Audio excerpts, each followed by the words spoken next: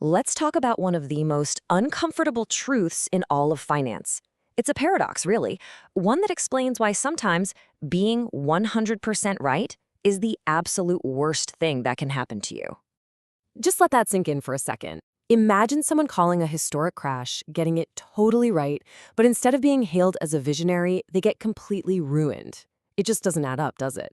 So that's the real question we have to ask. What on earth happens when your analysis is spot on, but your timing is way off? This whole story is about that brutal difference between simply being right and actually being successful.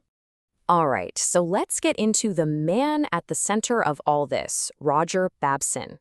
And to really understand why he was so certain, unshakably certain that a crash was coming, you have to understand the very unique way he saw the world. You see, to get Babson's conviction, you gotta look at his background. He wasn't a typical Wall Street guy. He was an engineer, trained at MIT. And he believed the market wasn't about psychology, it was about physics. His whole theory, the Babson chart, was built on Newton's law of action and reaction. For every boom, there had to be an equal and opposite bust. So for him, a crash wasn't just a possibility, it was a law of nature. His core belief was that simple. It was powerful, unshakable, but it was completely out of step with the crazy optimism of the Roaring '20s. He looked at that soaring market and didn't see prosperity. No, he saw a massive force just building and building towards an inevitable, catastrophic collapse. But here's the central problem, right? Babson was right about where the market was headed, but he was disastrously early. And in the world of investing, being early is basically the same thing as being wrong. Just look at this timeline. For 3 solid years, as the Dow almost doubled, Babson was just screaming from the sidelines, warning everyone. And with every single new market high, he looked more and more like a fool. That's the agony of being right too soon. You just have to sit there and watch everyone else get rich while your correct idea is costing you and your followers a fortune. And the establishment, they were absolutely brutal. These are actual quotes from the press back then. He wasn't just being ignored, he was actively mocked, called a crank who just didn't understand the new era of endless prosperity.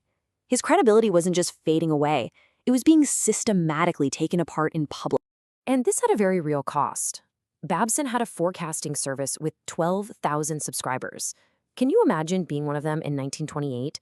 You're watching your friends and neighbors get rich in the market, while the expensive newsletter you paid for keeps telling you to stay out. The pressure to just give up on the guy must have been unbelievable.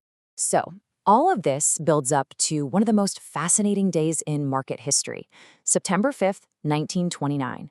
This is the moment Babson's certainty finally punches a hole in the market's confidence. But it does it in a way that ultimately seals his own fate. He delivered this famous line at a business conference. Now get this. This was just 2 days after the Dow Jones had hit its all-time peak. He didn't just say a crash was coming. He predicted a 60 to 80-point drop. It was specific, it was public, and it was totally unequivocal. The effect was immediate. As soon as his words hit the news tickers on Wall Street, a wave of selling just erupted. For a few hours, it looked like he had single-handedly broken the fever. This moment proves he wasn't irrelevant. His words still had incredible power. But the system fought back. The very next day, the market rallied. And these establishment figures, like the famous Yale economist Irving Fisher, publicly shot Babson down. Fisher claimed stocks were on a permanently high plateau. And just like that, the story changed. Babson wasn't a prophet. He was a menace trying to kill the party. And here it is. Here is the fatal flaw, the double-edged sword of his certainty. Yes, the great crash did begin just a few weeks later, and you'd think that would prove him right. But that same rigid physics-based model that made him call the top also made him call the bottom way too early. In 1930, he told investors to buy back in, thinking the reaction was over.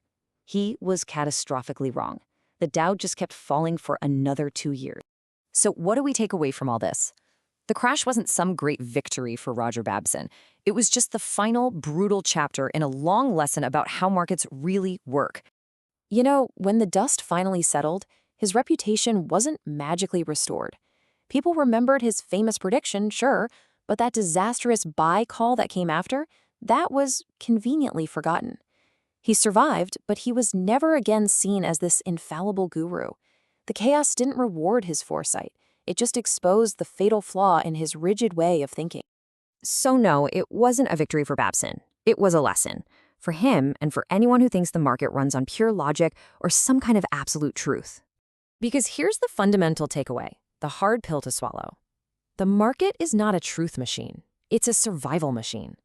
Babson's story is the ultimate proof that clinging to a truth too early can get you completely wiped out long before you're ever proven right. In the end, the market rewards people who can adapt, people who can admit when they're wrong, and people who can just survive long enough to change their minds. It doesn't care about your perfect theory. It rewards survival. Babson was right, but his certainty cost him everything. And that is the uncomfortable lesson he left behind for all of us.